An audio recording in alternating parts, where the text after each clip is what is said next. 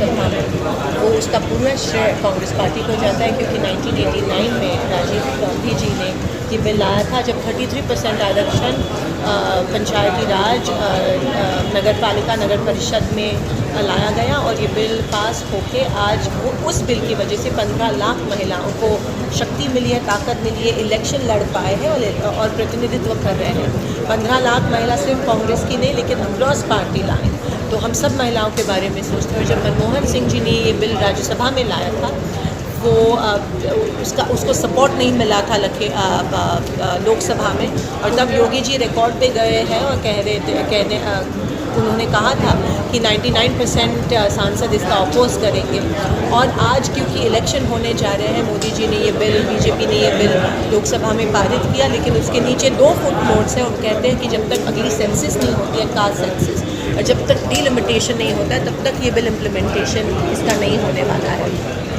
तो 2 चीज़ें हैं, एक तो ये बिल कांग्रेस की लड़ाई की वजह से आज ये पारित हुआ है, लेकिन दूसरी चीज़ ये बहुत बड़ा जुमला है, टिपिकल मोदी जी के स्टाइल में, मोडिस ऑपरेंडी जिसे कहा गया है कि ये गाजर दिखाया है तमाम हमारी देश के महिलाओं को।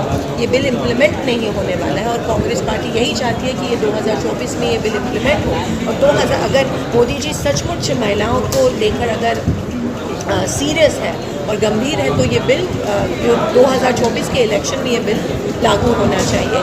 लेकिन एक तरफ जब महिलाओं के ऊपर अत्याचार होता है, तो चुप्पी रहती है मोदी जी, और उनके तमाम सांसद, महिला सांसद इसके बारे में कुछ नहीं बोलते हैं। जब उन्नाव हुआ, कठुआ हुआ, मणिपुर हुआ, या जब रेसलर्स का इशू आया, तब कोई कुछ नहीं बोला महिलाओं के समर्थन में। लेकिन आज क्योंकि इनके पास कुछ रह नहीं गया, desperate times call for desperate measures, अगर कोई चीज़ बहुत अच्छी तरह से ये लोग कर लेते हैं, तो झूठ बहुत बड़ी सच्चाई से बोल लेते हैं। और यही किया जा रहा है, हमारे साथ एक खेल रहे हैं और देश के तमाम लोगों को मूर्ख बना रहे हैं। ये बिल लागू नहीं करेंगे, ये सिर्फ एक जुमला है। 2024 में कांग्रेस पार्टी का चुनावी मुद्दा क्या होगा?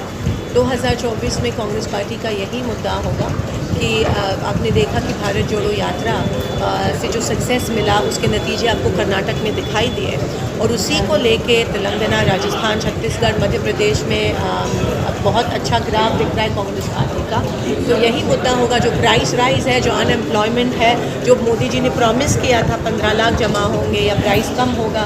जब इलेक्शन आ रहा है तो सिलेंडर का भाव 200 रुपये से कम होता है, और ये सब एक्सपोज करना, और एम्प्लॉयमेंट जनरेशन होगा, प्राइस जो हुआ है वो कम होगा, दीन दलित अल्पसंख्यक माइनॉरिटी महिलाओं को सशक्तिकरण उनका करना, यही हमारा मुद्दा होगा, और इसी को लेके हम फाइट करेंगे। आप काशी की धरती पर हैं, काशीवासियों से आपका क्या संदेश मिलेगा? काशी की पवित्र धरती पर आज मैं हूँ, बनारस में हूँ, हमारा देश का अभिमान है, और बहुत अच्छा लग रहा है। मेरा यही संदेश होगा कि ये जो ऊपर की बातें हैं, ये आपको दिखाई दे रही है, आप गहराई में अगर आप जाके देखें तो ये सिर्फ एक आई वॉश है।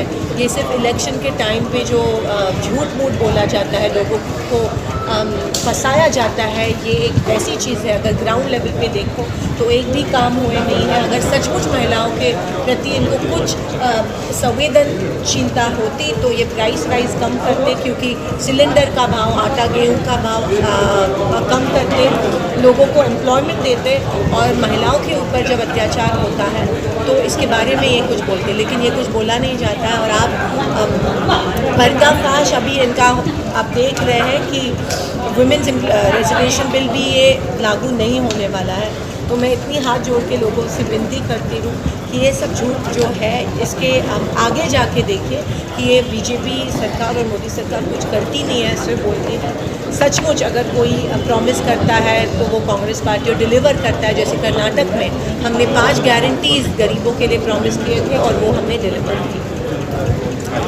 हमारे देश में हर एक बातें की अपब्रिंगिंग बड़ी अच्छी होती है। हम पूरे विश्व में जाने जाते हैं हमारे अपब्रिंगिंग के लिए और वसुधैव कुटुंबकम के लिए, जो सबको स्वीकारने वाली हमारी संस्कृति है।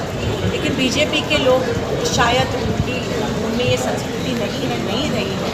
ये हमेशा, जैसे आपने बिदौरी जी को उस दिन देखा, जिस तरह से हमारी सरकार सबसे पवित्र संस्था पार्लियामेंट में जिस तरह से उन्होंने भाषा की, अभी जो भाषा का बार-बार इस्तेमाल किया जाता है वो इतनी घिनौनी और इतनी नीची लेवल पे जाके ये लोग बात करते हैं, वो संस्कृति अभी नहीं है। जिस तरह से महिलाओं के खिलाफ अत्याचार किया जाता है और उसका समर्थन चुप बैठ के किया जाता है, हमारा देश प्रोग्रेसिव होने के बजाय रिग्रेसिव हमारी सोसाइटी हो रही है, इसका बहुत दुख होता है।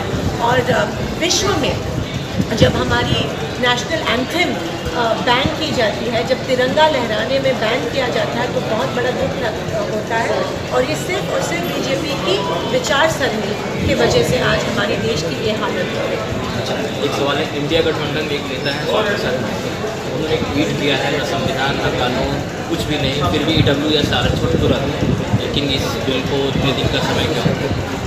इसीलिए क्योंकि जैसे मैंने कहा कि महिलाओं को शक्ति ये नहीं देना चाहते, महिलाओं को पावर नहीं देना चाहते हैं, जबकि महिलाओं को तुच्छ दिखाने की जो उनकी संस्कृति है वो तुच्छ दिखाना चाहते हैं। और ये जैसे हम देखते हैं कि इनके महिला मंत्री भी जब रेसलर्स के अगेंस्ट कोई MP इनको हैरेसमेंट करता है तो उनके महिला मंत्री इमोशनल भी नहीं होते हैं।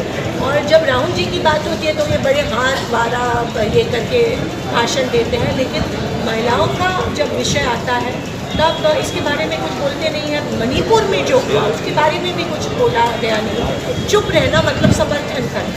राहुल जी अयोध्या जा रहे हैं, राहुल जी अयोध्या जा रहे हैं।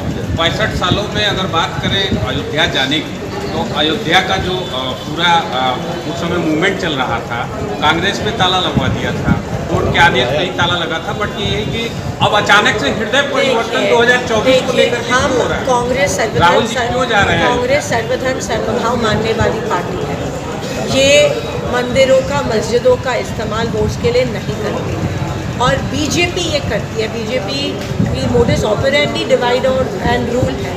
जब इलेक्शन आता है तो ये कोई कांड करने में माहिर होते हैं, और मैं आपको लिख के दे रही हूँ ये कुछ करने वाले हैं। जब इलेक्शन आते हैं तब इन चीज़ों को लेके राजनीति होती है। जब महंगाई होती है उसके बारे में नहीं बोलते हैं, जब अत्याचार होते हैं उसके बारे में नहीं बोलते हैं। मणिपुर में अराजकता है उसके बारे में कोई कुछ बोल नहीं रहा है। बेरोजगारी है उसके बारे में कुछ नहीं बोल रहे हैं। इनको ऐसे मुद्दे को लेके बात करते हैं जो ठिंगी जैसे कहते हैं चिंगारी भड़काने की बात नज़र रखते हुए ऐसी बातें कभी कांग्रेस पार्टी नहीं करती है। ये कांग्रेस पार्टी ये सर्वधर्म समभाव वाली पार्टी है, किसी को तुच्छ या किसी को अलग मानने वाली पार्टी नहीं। किस तरह की आशंकाएं हैं, किस तरह की आशंकाएं हैं? अभी आपने बोला कि जी, क्योंकि देखिए जब नतीजे उनके तरफ से नहीं आते हैं तो एक फ्रस्ट्रेशन दिखाई देता है उनके बातों में। उनका जब कॉन्फिडेंस कम होते जा रहा है वो आपको दिखता है। इसीलिए महिला बिल पास किया, रिजर्वेशन बिल, जबकि पास नहीं होने वाला है। तो ये अगली शायद आखिरी अस्त्र था, लेकिन मैं कह रही हूँ कि लोकसभा चुनाव होने के पहले कुछ ना कुछ होगा। देश के लोग सतर्क रहिए, इमोशनल मत होइए, डेवलपमेंट को लेके, विकास को लेके ही वोट कीजिए। अब तक लागू नहीं हो गया होता, 25 साल बहुत लंबा कार्यकाल होता है, समय होता है, लागू हो भी गया होता है। जी, तो आपको लगता है कि लागू बार बार उनको खत लिखे गए, पिछले लोकसभा में लागू करते, इतने सेशंस हुए तब लागू करते। इसके पहले भी लेकिन कर्नाटक पर था, कर्नाटक का नतीजा और चर्चा क्यों नहीं हुई? कर्नाटक का नतीजा और भागल जोड़ों के का नतीजा देखने के बाद अभी शायद इनके पास दूसरा कोई अस्त्र नहीं था। और ये भी अभी लागू नहीं हो रहा है, आप इनके बातों में मत आइए।